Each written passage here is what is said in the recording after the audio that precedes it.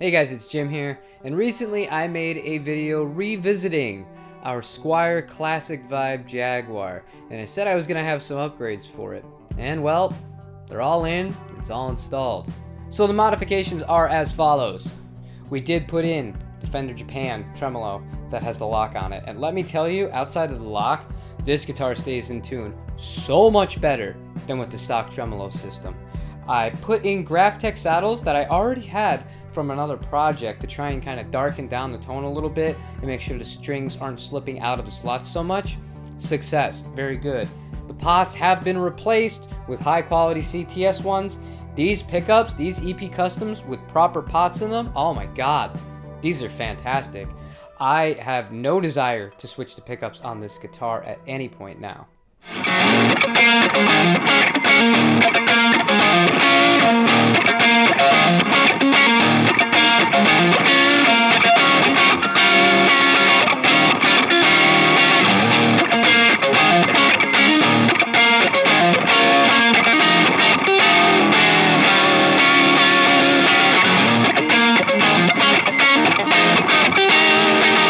But the big piece, as you can see, maybe you haven't noticed yet, it's the neck. It's got a new neck.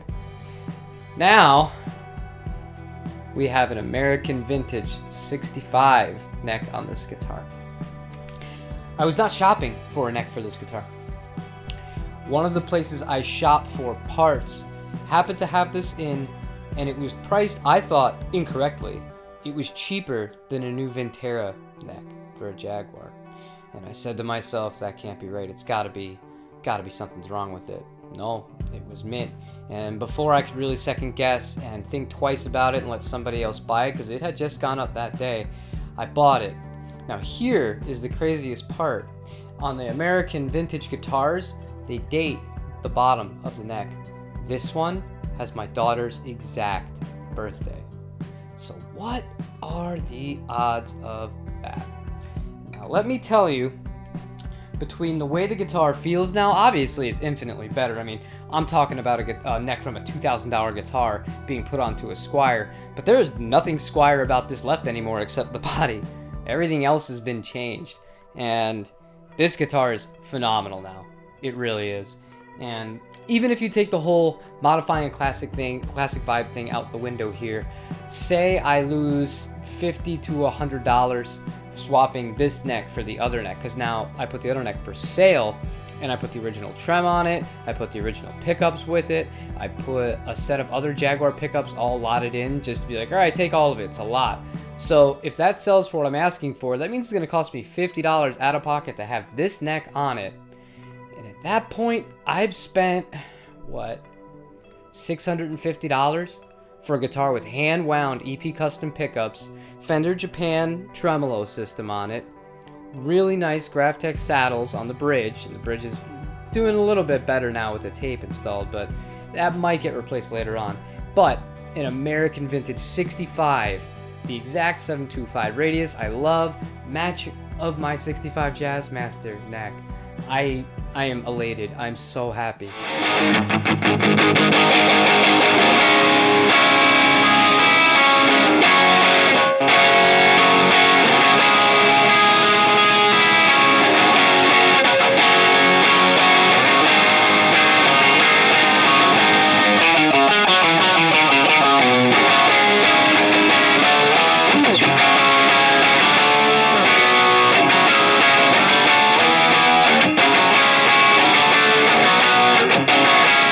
I guess this is kind of a testament to what I always preach.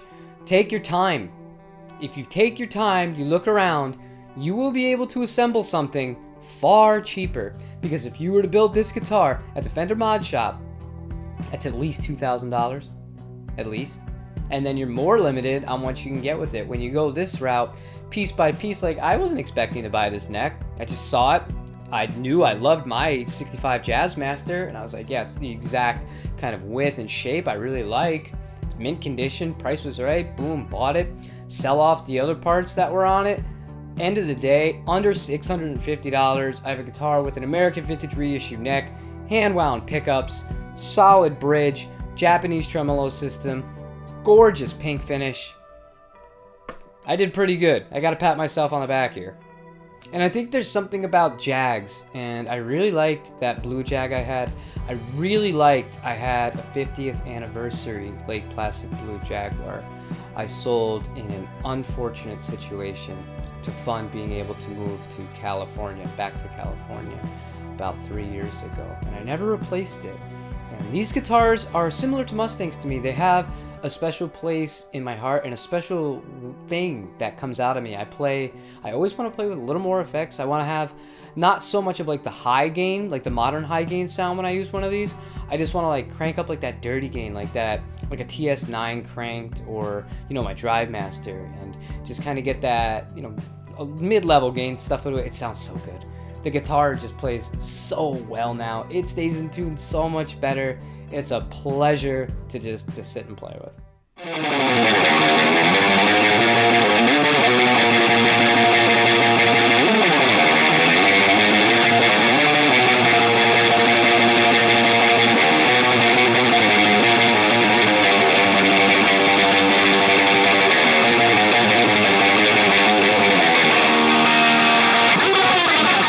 But again, I can't recommend the EP Customs pickups enough. I think that the stock pots in here really weren't doing it justice. It didn't look like it was the best soldering job either, but since I did it clean myself, this guitar, man, it just sings. What a great guitar. Great pickup company. I highly recommend you guys check them out, and I know they make stuff for other guitars too, and no, this is not sponsored. When I like things, especially from small shops or, you know, indies and mom and pops, I like to go out of my way to kind of drive business to them instead of the big guys once in a while. Gotta give back sometimes.